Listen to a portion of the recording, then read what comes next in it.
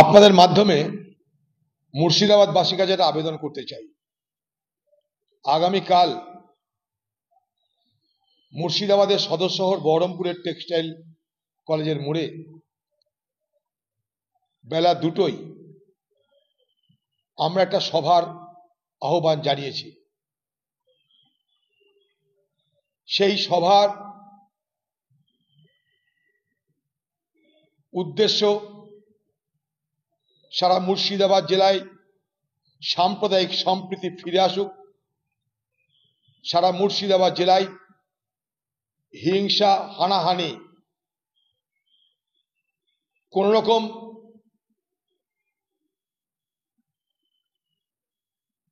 মানুষের নিরাপত্তা বোধ যাতে না হয় এবং সর্বোপরি মুর্শিদাবাদ জেলার সকলে আমরা হিন্দু মুসলমান শিখ খ্রিস্টান যারা আমরা এই জেলার অধিবাসী তাদের এটা মনে স্মরণে রাখতে হবে যে আজকে মুর্শিদাবাদ জেলা সারা দেশ জুড়ে আলোচিত নাম। এই আলোচনা আমাদের সুনামের জন্য নয়, আমাদের বদনামের জন্য, যে আমরা মুর্শিদাবাদ জেলায় হিন্দু মুসলমান একসঙ্গে থাকতে পারছি না, হানাহানি করছি, হিংসা করছি, গুলি চলছে, আহত হচ্ছে, মৃত্যু হচ্ছে। কেন? পুলিশের ব্যর্থতা কেন? একদিকে প্রতিবাদ, আরেকদিকে শান্তিপূর্ণ বাতাবরণ পুনরুদ্ধারের জন্য, সম্প্রীতির বাতাবরণ পুনরুদ্ধারের জন্য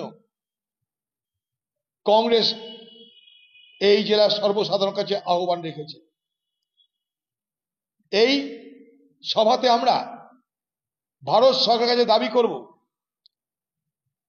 যে ওয়াকফ আইন, যা সংবিধান বিরোধী আইন বলে বিবেচিত হচ্ছে, এমনকি সুপ্রিম কোর্টেও যে আইন প্রত্যাহারের দাবিতে পার্লামেন্টের বাইরে ভেতরে কংগ্রেস আন্দোলন করছে, বলছে, প্রতিবাদ করছে, সুপ্রিম কোর্টে যাচ্ছে আইনি লড়াই লড়তে। সেই ওয়াকফ আইন বাতিল করতে হবে আমাদের দাবি। আমাদের দাবি পশ্চিমবঙ্গে হাজার হাজার শিক্ষক শিক্ষিকা পশ্চিমবঙ্গ সরকারের অপদার্থতার জন্য, তাদের দুর্নীতির জন্য, তাদের স্বৈরাচারী মানসিকতার জন্য আজ তারা চাকরি হারা হয়ে এক অনিশ্চিত ভবিষ্যতের কিনারায় দাঁড়িয়ে আছে। সেই সমস্ত শিক্ষক শিক্ষিকাদের পুনরায় সম্মানের সঙ্গে, মর্যাদার সঙ্গে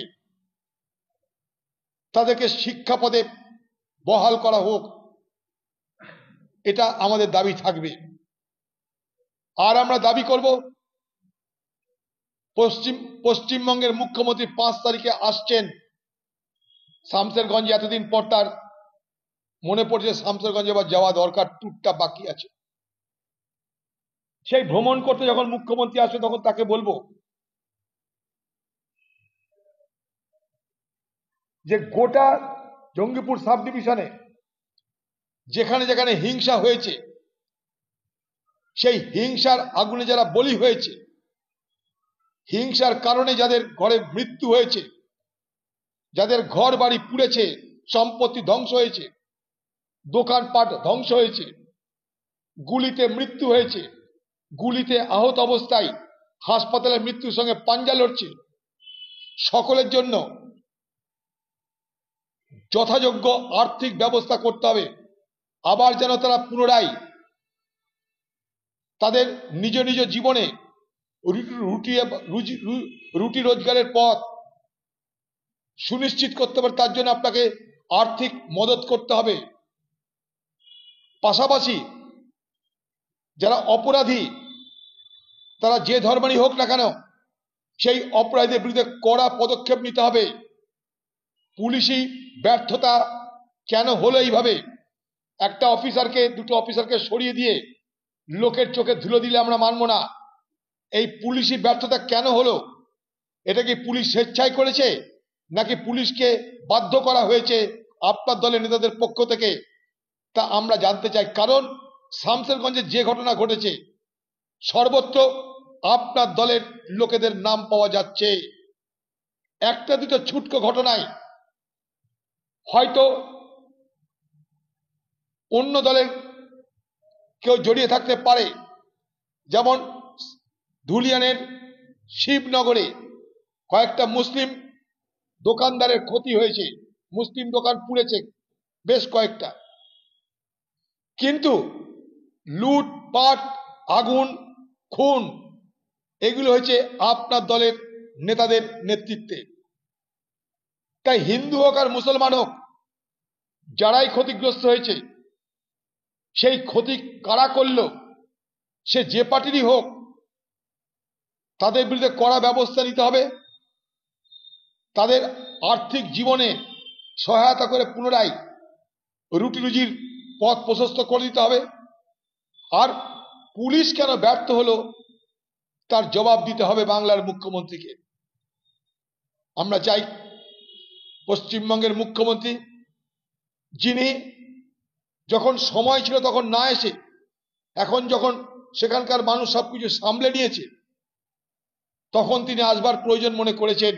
কারণ তার অনেক কাজ ছিল, তার কালীঘাটে কাজ ছিল, তার দীঘায় মন্দির উদ্বোধন ছিল, বহুত কাজ ছিল তার লন্ডন যাওয়ার তার আগে হলো, ভ্রমণ টমন করে এখন যখন অবকাশ পেয়েছেন বাংলার মুখ্যমন্ত্রী, সে অবকাশের সময় তিনি ভ্রমণ করতে আসেন শামসেরগঞ্জ। যখন রক্ত ঝরল তখন মাটি মানুষের নেত্রীর দেখা নেই, যখন হাহাকার উঠল দিদির আমাদের দেখা নেই, যখন